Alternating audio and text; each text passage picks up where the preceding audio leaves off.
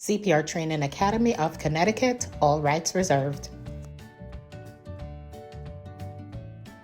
Scene is safe. Check for responsiveness. Oh, are you okay? Are you okay? No response. Call for help. I need help. Check for a pulse and if the chest is rising. Check the pulse and for breathing.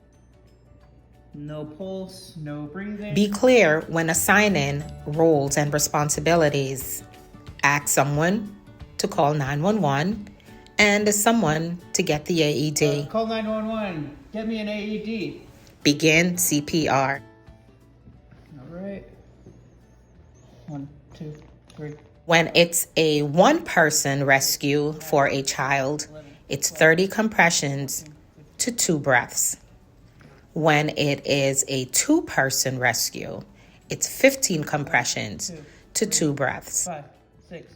We continue CPR until the person returns to normal breathing and you get a pulse or EMT arrives. 3, 5, 6, 7, 8, 9, 10, 11, 12, 13, 14, 15.